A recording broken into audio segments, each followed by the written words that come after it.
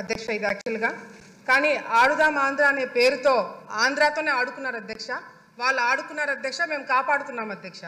అధ్యక్ష ఈరోజు ఫుట్బాల్కి వాలీబాల్కి తేడా తెలియని వాళ్ళు కూడా గతంలో మంత్రిగా మరి 120 కోట్ల రూపాయలతో ఈ గేమ్స్ కండక్ట్ చేయడం అనేది చాలా విడ్డూరంగా ఉంది అధ్యక్ష. ఎందుకంటే అధ్యక్ష వాళ్ళు ఎక్కడ కూడా క్రీడాకారులను ఎంకరేజ్ చేస్తున్నట్టు కానీ పలానా క్రీడలో పలానా ప్లేయర్ ఫోకస్ అయినట్టుగా కానీ ఎక్కడ మనకు కనిపించలేదు అధ్యక్ష. ఎంతసేపు వైసీపీకి సంబంధించిన మంత్రులు వాళ్ళే ఆడినారు అధ్యక్ష, వాళ్ళే కింద పడ్డారు అధ్యక్ష, వాళ్ళే డాన్స్లు వేసినారు అధ్యక్ష. అంతేగాని క్రీడాకారులను ఎంకరేజ్ చేసినట్టుగా కూడా ఎక్కడ కూడా ఎవరు ఫోకస్ కాలేదు అధ్యక్ష. అధ్యక్ష మిగతా స్కామ్లకి ఈ స్కామ్కి తేడా ఏంటంటే అధ్యక్ష, మిగతా స్కామ్లకి మనము ప్రజల్ని మోటివేట్ చేసి వాళ్ళని జరిగిన కార్యక్రమాలు వాళ్ళకి ప్రెస్ మీట్ల ద్వారానో ఇంకొక ప్రోగ్రాంల ద్వారా వాళ్ళకి చెప్పాల్సిన అవసరం ఉండింది అధ్యక్ష.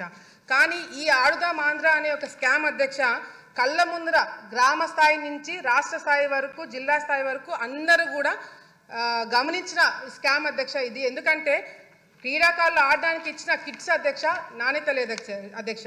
ఫస్ట్ బాల్కే బ్యాట్ ఇరిగిపోయినాయి అధ్యక్ష. కిట్స్ మీద ఏదైతే పబ్లిసిటీ కోసం స్టిక్కర్లు పెట్టుకున్నారో దాని మీద ఫోకస్ పెట్టారే తప్ప క్రీడల మీద వీళ్ళు ఫోకస్ పెట్టలేకపోయినారు అధ్యక్ష.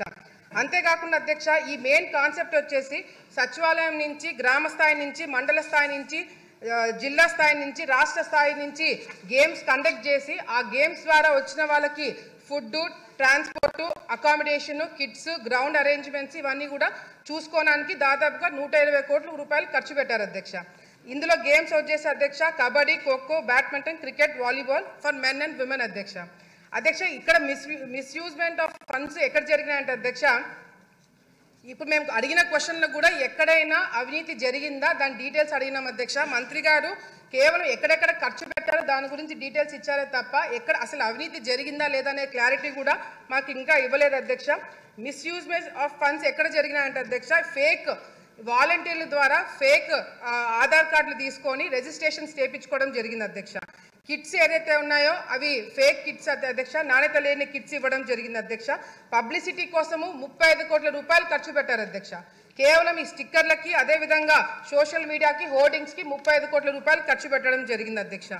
విన్ అయిన వాళ్ళకి అధ్యక్ష ఎవరైతే గెలిచారో first prize, second prize, third prize వాళ్ళకి డబ్బులు ఇస్తామని 12 కోట్ల రూపాయలు ఖర్చు పెట్టారని చెప్పారు అధ్యక్ష. వాళ్ళకి ఇంకా అకౌంట్లలో చాలా మందికి డబ్బులు పడలేదు అధ్యక్ష ఇంతవరకు కూడా.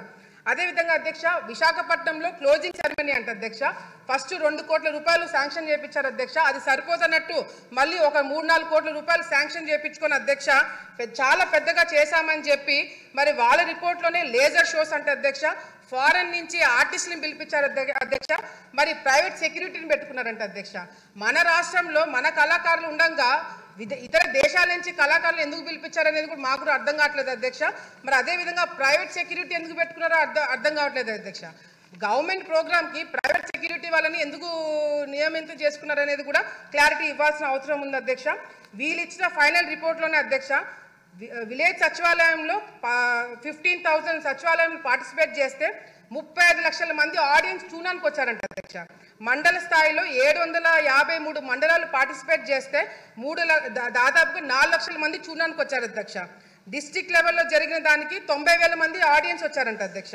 మరి విశాఖపట్నంలో అధ్యక్ష 35,000 మందితో ఆడియన్స్ తోటి ప్రోగ్రామ్ చేశారంట అధ్యక్ష. ఆ ప్రోగ్రామ్కి మాత్రం జగన్మోహన్ రెడ్డి గారు రాలేదు అధ్యక్ష. క్లోజింగ్ సెరమనీకి కూడా రాలేదంట, ఆయనకి టైం కూడా లేదు అధ్యక్ష. అంతేకాకుండా అధ్యక్ష నేను శాప్ చైర్మన్ గారు మరి రవి నాయుడు గారితో మాట్లాడారు అధ్యక్ష. నేను ఆయనతోటి మాట్లాడినప్పుడు కూడా ఆయన ఒకటే ప్రశ్న అడిగినారు అధ్యక్ష. విశాఖపట్నంలో కండక్ట్ చేసిన గేమ్స్ ఏవైతే ఉన్నాయో దానికి పార్టిసిపేట్ చేసిన వాళ్ళు ఎంతమంది, విన్నర్స్ ఎంతమంది, వాళ్ళ ఆధార్ కార్డులు ఏంటి, వాళ్ళ డీటెయిల్స్ ఏంటి, వాళ్ళ అకౌంట్లో డబ్బులు పడ్డా లేదా అని చెప్పి అడిగితే అధ్యక్ష ఆయన చైర్మన్గా ఎక్కక ముందే రికార్డ్స్ అన్ని డిలీట్ అయినాయని చెప్పి చెప్పడం జరుగుతుంది అధ్యక్ష. ఇది చాలా చాలా దారుణం అధ్యక్ష. దీని మీద కంపల్సరీ ఎంక్వైరీ పెట్టించాలి అధ్యక్ష. ఆల్ ఇండియా స్టూడెంట్ ఫెడరేషన్ వాళ్ళు శాప్ చైర్మన్ గారికి లెటర్ రాస్తారు అధ్యక్ష. దీంట్లో అవినీతి జరిగింది, మీరు యాక్షన్ తీసుకోమని చెప్పి మరి రాస్తే అధ్యక్ష అదేవిధంగా శాప్ చైర్మన్ గారు మరి చంద్రబాబు నాయుడు గారి ఆదేశాల మేరకు కూడా మరి సిఐడికి విజిలెన్స్కి కంప్లైంట్ ఇస్తే అధ్యక్ష కంప్లైంట్ ఇచ్చిన తర్వాత సిఐడి వాళ్ళు వచ్చారంట అధ్యక్ష. సిఐడి వాళ్ళు వచ్చి కేవలం ఒకే ఒక రోజు మరి ఇన్స్పెక్షన్ చేశారంట అధ్యక్ష. ఈనాడులో ఫ్రంట్ పేజ్లో వచ్చింది అధ్యక్ష. ఆంధ్రప్రదేశ్ అక్రమాలపై విచారణ తూచని చెప్పి ఈనాడులో వచ్చింది అధ్యక్ష.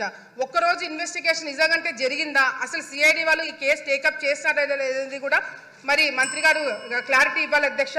మెయిన్గా అధ్యక్ష ఈరోజు ముఖ్యంగా అధ్యక్ష ఇది 120 కోట్ల రూపాయలు స్కామ్ కాదు అధ్యక్ష. దాదాపుగా నాకు వచ్చిన ఇన్ఫర్మేషన్ మేము డెప్త్గా వెళ్ళి కనుక్కుంటే అధ్యక్ష దాదాపుగా 400 కోట్ల రూపాయలు స్కామ్ జరిగిందనేది కూడా బయటికి వస్తుంది అధ్యక్ష ఎంక్వైరీ పెట్టిస్తే. ఎందుకంటే కేవలము శాప్ తరపు నుంచి స్పోర్ట్స్ అథారిటీ నుంచి కాకుండా అధ్యక్ష డిస్ట్రిక్ట్ ఫండ్స్ కూడా దీనిలో వాడినారని చెప్పి మాకు ఇన్ఫర్మేషన్ వచ్చింది అధ్యక్ష. దీని మీద దృష్టి పెట్టాలని చెప్పి కూడా కోరుకుంటూ మరి వైసీపీ నాయకులు బయట వాళ్ళ కొద్దీ వాళ్ళే క్లీన్ చిట్లు ఇచ్చుకుంటున్నారు అధ్యక్ష. అవినీతి జరగలేదని వాళ్ళే ప్రెస్ మీట్లు పెట్టుకొని చెప్పుకుంటున్నారు అధ్యక్ష. దీని మీద మంత్రి గారు క్లారిటీగా అవినీతి జరిగిందా లేదా, లేకపోతే ఎంక్వైరీ పెట్టిస్తున్నారా లేదా అనేది కూడా క్లారిటీగా చెప్పాలని చెప్పి కూడా కోరుకుంటున్నారు అధ్యక్ష. ధన్యవాదాలు.